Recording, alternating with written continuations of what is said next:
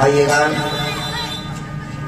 आदि शक्ति माताएं बहने नौजवान साथी व बुजुर्ग प्यारे प्यारे बच्चों, व्यासपीठ से इस दास प्रदीप शास्त्री का जय श्री राधे, जय श्रीमन नारायण। आइएगा, बड़ी सुंदर कथा का रसपान आप सभी भक्त कर रहे हैं और अपने मन और वाणी को पवित्र करते हुए। राहुल जी मत भाषण दे देते उन्हें। 2 मिनट का संकीर्तन सभी भक्त बोलेंगे और उसके बाद भगवान की पावनमयी गंगा अमृतमयी गंगा कथा को प्रारंभ करेंगे। आइएगा, दोनों हाथों से ताली बजाते हुए। देखिए, भगवान का भजन है और भगवान के भजन में जब दोनों हाथों से ताली बजाते हैं ना, तो हमारे हाथ की जो हस्तरेखा है कुछ शुभ है कुछ अशुभ है। जब हम ताली बजाते हैं तो दोनों रेखाएं मिलती हैं तो सब शुभ ही शुभ हो जाता है। इसलिए भगवान का भजन जब करें, चाहे 2 मिनट करें, सच्चे मन से सच्चे भाव से कीर्तन करेंगे। और श्रीमन नारायण नारायण हरे हरे, श्रीमन नारायण नारायण हरे हरे, श्रीमन नारायण नारायण हरे हरे, श्रीमन नारायण नारायण हरे हरे, श्रीमन नारायण नारायण हरे हरे, नारायण नारायण हरे हरे, श्रीमन नारायण नारायण हरे हरे,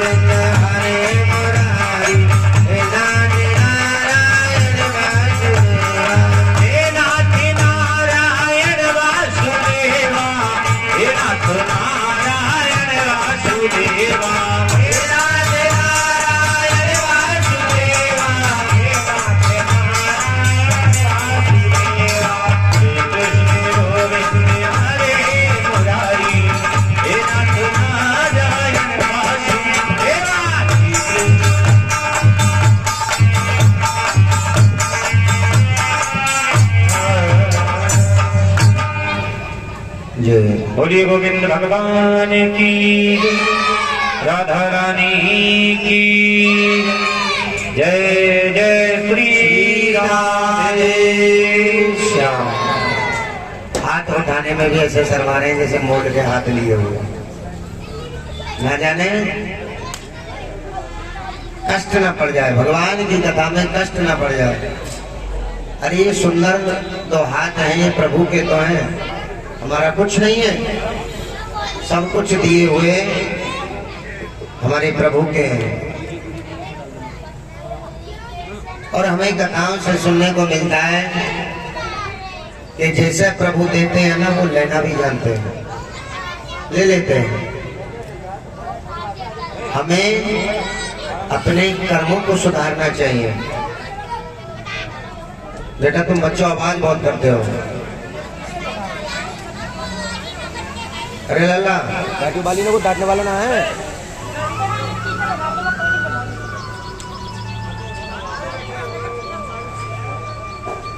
इन बच्चों की गलती नहीं है, इन बच्चों के संस्कार ही ऐसे हैं, इनकी कोई गलती नहीं है, इनके माता पिताओं की गलती है। क्योंकि बच्चे को पढ़ा तो रहे हैं, कह रहे होंगे गुरुजी इंग्लिश मीडियम में जावे, देख लो इनके संस्कार। कुछ बच्चे यहाँ ऐसे भी हैं जो बिल्कुल शांत बैठे हैं। क्यों बैठे हैं? उनके माता पिताओं के संस्कार बड़े अच्छे हैं। बेटा ज्यादा बोलते नहीं है। कभी कभी जब ज्यादा बोलते हैं ना तो ज्यादा बोलना भी नुकसान दे जाता है कभी कभी।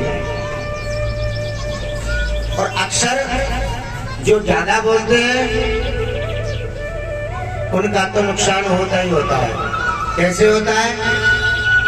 3 तोतले थे, उनका विवाह नहीं हो रहा था कहीं। जो भी देखने आए लड़के बड़े सुंदर सुशील, जो भी आए तो लड़कों को तो पसंद कर ले।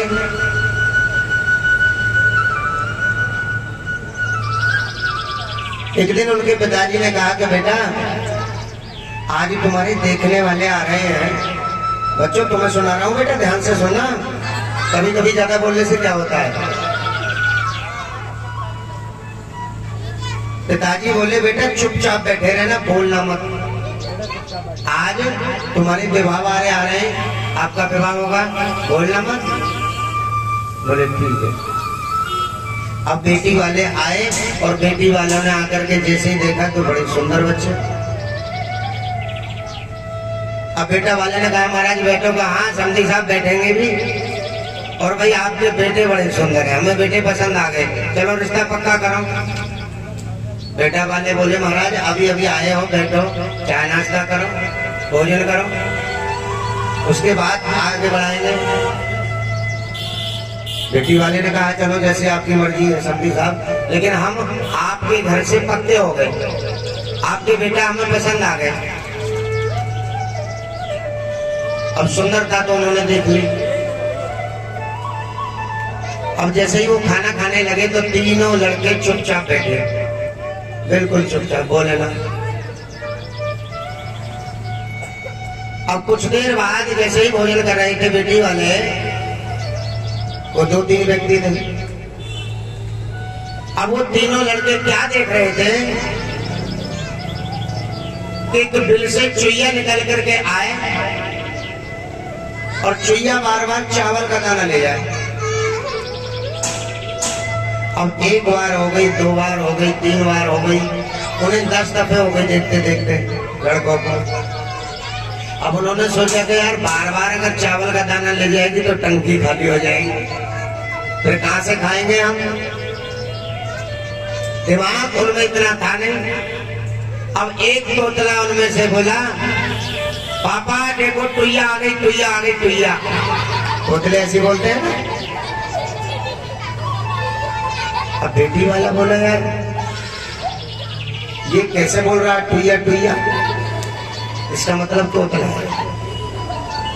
दूसरे बेटे ने कहा देखो पापा टावल का दाना ले गए, टावल का दाना।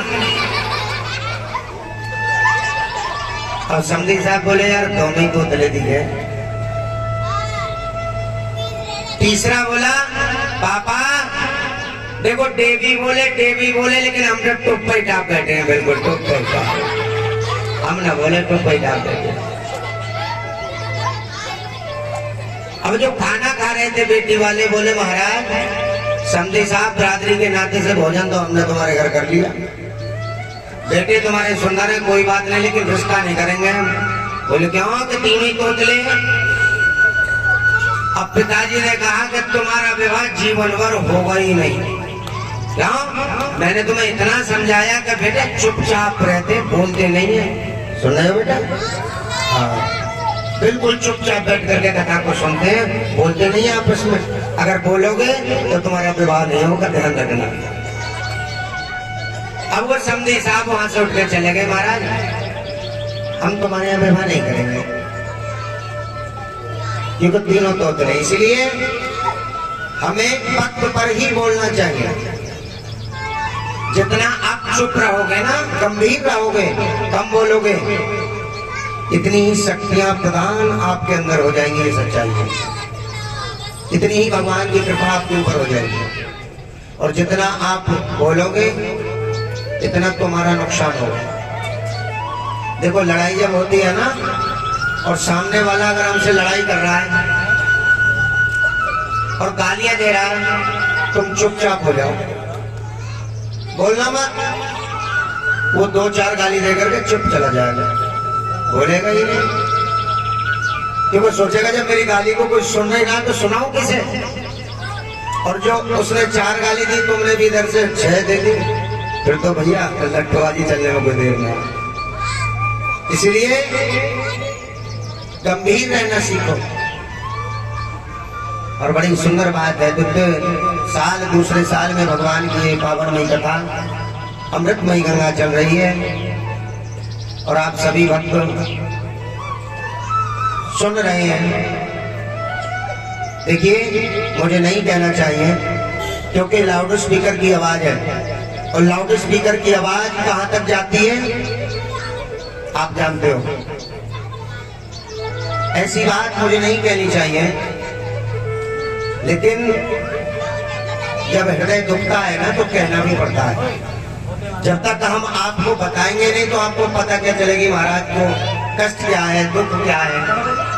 आप तो सोचोगे महाराज जी कथा कर रहे हैं।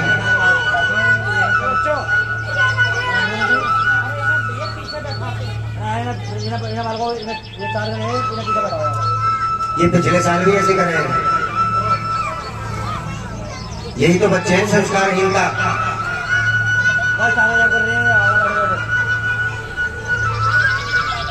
मैंने बताया था ना, इनकी कोई कमी नहीं है, इनके माता पिताओं की कमी है, संस्कार की कमी है। इन बच्चों को संस्कार की कमी है। इनको प्रतिदिन सुबह उठाओ, इनसे पूजा कराओ,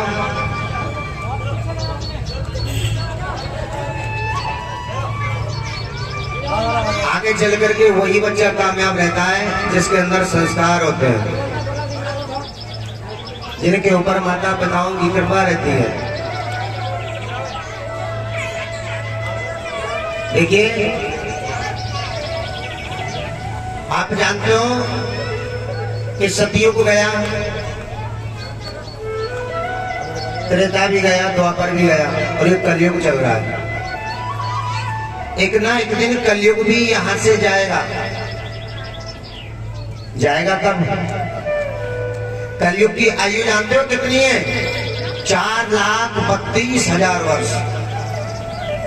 और अभी कलयुग की 5600 वर्ष आयु गई है। अभी कलयुग का प्रथम चरण चल रहा है। 4 चरण है कलयुग के, अभी पहला चरण चल रहा है।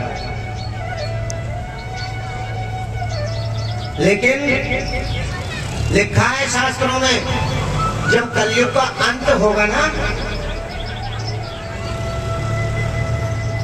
तो जो क्षत्रिय पैदा हुए हैं ब्राह्मणों की सेवा करने के लिए, गरीबों की सेवा करने के लिए, वही क्षत्रिय लूटपाट करेंगे। इंसान इतना भूखा हो जाएगा, वेद धर्म ग्रंथ पूजा पाठ ये सब बंद हो जाएंगे, सब बंद हो जाएंगे, कुछ नहीं होगा, धर्म होगा ही नहीं। मंदिर पर संत नहीं होंगे, भगवान नहीं होंगे, ऐसा कलयुग आ जाएगा समय। लेकिन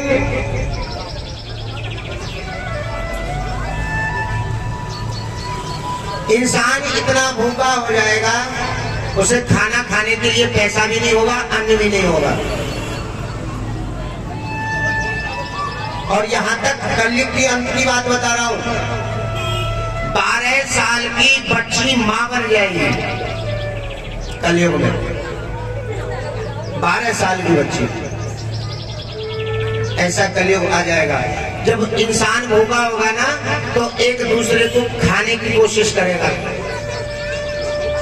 क्योंकि खाने को नहीं होगा। और मुझे तो लग रहा है, अपने मन की बात बता रहा हूं, मुझे तो लग रहा है कि कलयुग का अंतिम चरण चल रहा है। शास्त्रों के हिसाब से देखें तो प्रथम चरण चल रहा है, लेकिन जैसा हम देख रहे हैं मुझे लगता है कि अंतिम चरण चल रहा है। वो क्या? देखिए, पिछले वर्ष भी कथा करी थी, इस वर्ष भी हम कथा कर रहे हैं, लेकिन मैंने ना तो पिछले वर्ष किसी से पूछा कि कथा करनी है या नहीं करनी है, केवल ठाकुर जी के पीछे, भगवान कृष्ण के पीछे, या फिर दूसरा अगर मेरे साथ कोई थे तो हमारे संत जी, हमारे गुरु जी सुगंधपुरी जी महाराज। किसी से नहीं पूछा, अब की बार भी किसी से नहीं पूछा। लेकिन आप तुम भक्तों का ये कर्तव्य तो बनता है कि गुरु जी बाहर से हैं, ये कलाकार सब बाहर से हैं, इनकी खाने की व्यवस्था, इनके पीने की व्यवस्था, ये चाय नाश्ता भी करेंगे, खाना भी खाएंगे, इन्हें सोना भी है, बैठना भी है। किसी ने पूछा? अगर ऐसे भाव में तुम भक्तों के अंदर देख रहा हूं तो ये कलयुग का अंतिम चरण चल रहा है। इंसान को इंसान से प्यार नहीं होगा, एक दूसरे को खाने की कोशिश करेंगे। अब जब तुम्हारे घर खुद खाने को नहीं है तो गुरु जी को कहां से खिलाओगे? आ गई बात।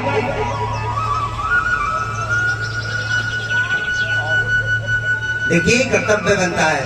भोजन हर किसी के यहाँ ना तो ब्राह्मण जाते हैं, ना ही संत जाते हैं। किसके यहाँ जाते हैं? जिसको प्रभु ने, ठाकुर जी ने दिया है, जिसकी किस्मत में है। लाख वेतन करते हैं लोग हमसे, गुरु जी आज का बोले हमारे यहाँ भैया क्षमा चाहते हैं, जब ठाकुर जी की इच्छा होगी, मर्जी होगी। आज दूसरा दिवस है, लेकिन किसी भक्त ने भी, एक दो भक्त हैं, किसी भक्त ने आकर के यूं नहीं पूछा कि गुरु जी आपका चाय नाश्ता हो गया, नहीं हुआ, भोजन हुआ, नहीं हुआ। कोई बात नहीं, यही तो कलयुग है। और हमारा कर्तव्य क्या है? अब तुम सोच रहे होगे गुरु जी कथा तो कर रहे हो, फिर किसी ने तुम्हें नहीं बुलाया। देखिए हमारे शास्त्र, हमारे संस्कार पढ़ाते हैं, हम जिस गुरुकुल में शिक्षा प्राप्त करते हैं ना, वह सिखाया जाता है। हमारा कर्तव्य है जनता को जनार्दन तक जोड़ना और भक्त को भगवान से मिलाना, ये हमारा कर्तव्य है। जय जय श्री राधे। हाथ भी ऐसे उठा रही है जैसे कछुआ के हाथ होंगे, इतने बड़े कछुए निकाले हैं ना, इतने बड़े हाथ। अरे ये हाथ सुंदर सुंदर मेरे ठाकुर जी ने तो दिए हैं। श्रीमद् भागवत महापुराण की जय हो। जय जय श्री राधे श्याम।